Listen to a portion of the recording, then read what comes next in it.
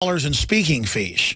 They just threw that headline up. $12 million in speaking fees, and he won't even pay when he's going to get paid $1 million as a delayed payoff to give a speaking event. Bill Clinton Foundation has spent more than $50 million on travel expenses. There you go, New York Post. But it was $15 million just last year to fly around and to be paid by governments and others $1 million per speaking engagement. Hillary's paid a couple $100,000. And then the money to fly there comes from people that gave money to his foundation to help black Haitian children. You're not helping black Haitian children. You're helping Bill Clinton on a wide-body $50 million jet with hookers. You want to know where your money for Haiti went? It went to Bill Clinton on jets with hookers. Porn stars, you name it. That's where your money goes. Get that through your head. And I'll hand it to him. At least he's not raping women these days. At least he's paying them.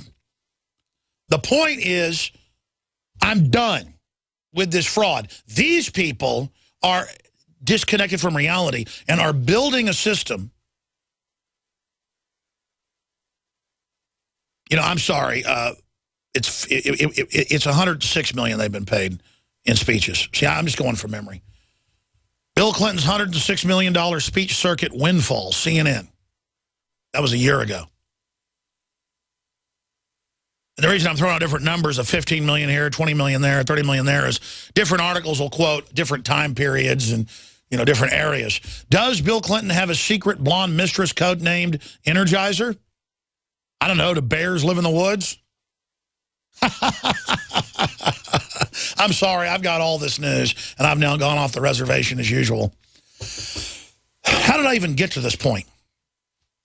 The Democratic leadership, the Republican leadership, the whole system is disconnected. There is a report out today from the Congressional Budget Office looking at the number of green cards that the Senate immigration bill would provide, and it is enough to admit every single person in Honduras, Guatemala, and El Salvador. Folks, that is Twilight Zone level. There's already 30 million people here. Let's bring in 150 million. The country will collapse before another 20 million are brought in. I mean, this is a military attack on the country. While Bill Clinton is flying around on luxury $50 million jets costing $15 million a year, loaded with hookers, with money from little black kids, stolen from little black kids. I mean, if there's a hot place in hell, we know where he's going. And it doesn't matter. You go out to the average black person, 90% vote for the Democrats, and they'll say, shut up, crackerhead.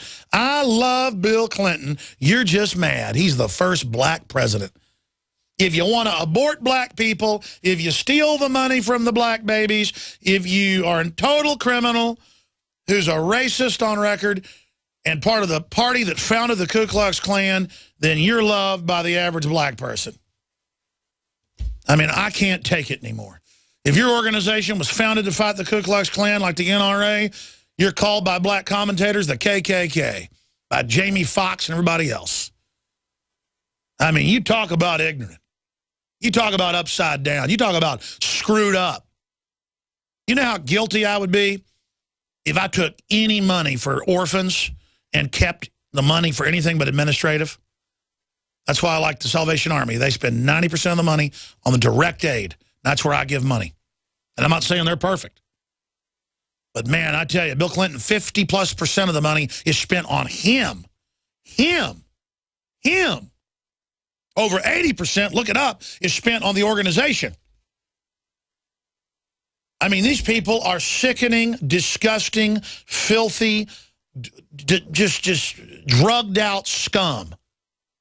Oh, yeah, Bill Clinton's a total cokehead. Just look at him. What does his brother say about him? He said, my brother Bill's got a nose like a vacuum cleaner on the police video as he's doing a big cocaine deal.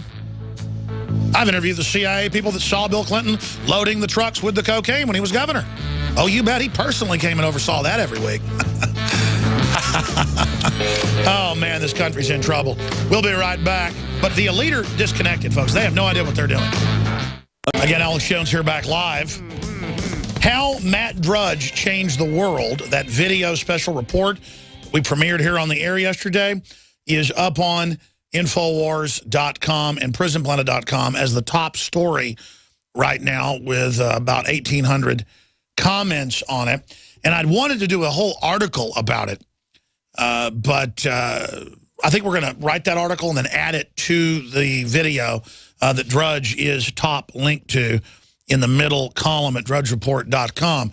And about 97% of people on YouTube voted it thumbs up, but I noticed the 3% of trolls got very, very, very upset.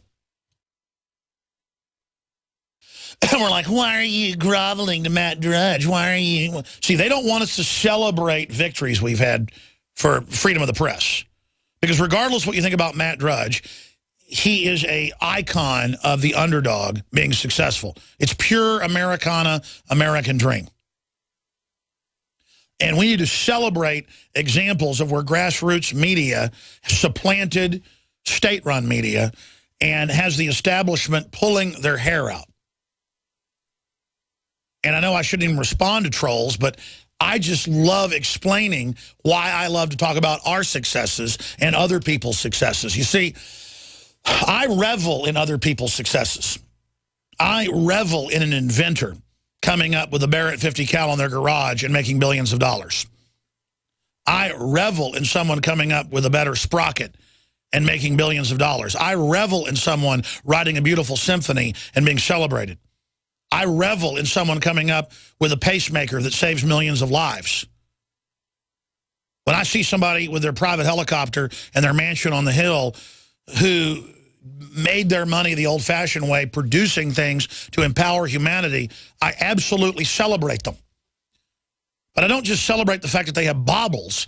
I celebrate the fact that they are winners. And did it swimming upstream, and is the major icon of the new media renaissance revolution. Like they call it Gutenberg's press, because Gutenberg invented it. When the histories are written, if humanity survives, Drudge will be the central name, the logo, to a great extent, the symbol of the beginning of the end of information control.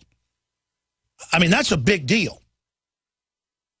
And so we should do more videos celebrating that. When I get Joseph Farah on and I celebrate the Western Journalism Center, I mean, it was at the top of the list of the Clinton enemies list to be shut down. That was declassified this year. And Joseph Farah has thousands of pages of it and hasn't even released it all yet because it's so damning and so dangerous, they're worried about being sued. The stuff and the names that are in there. Only 35 pages got released, and it was shut down Joseph Farah, shut down WorldNet Daily. If they're able to grow, this is before WorldNet Daily, this is like 93, 94. If this happens, the people will have control of information. It will cause a revolution. It will cause a renaissance that will end our monopoly of information. I mean, those are quotes, man. This is heavy.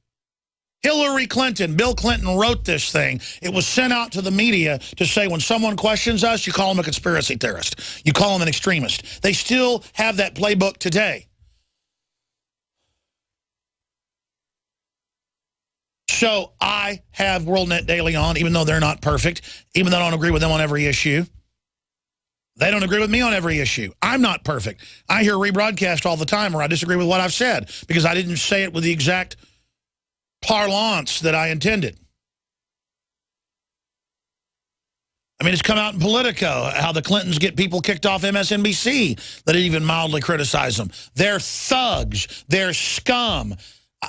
When I admire trailblazers and I admire the real John Wayne type characters of this nation's history, like George Washington, I detest the polar opposite, a 180 Hillary Clinton and people like that. I mean, there's no movies about George Washington, folks, because he was so epic, how incredible he was. They don't want you to know that you belong to something that cool. I mean, if they made a movie about it and it was accurate, it would be unbelievable. So see, they don't want us celebrating our successes. Well, you know what? I'm going to do it. Rick Perry on the march. is putting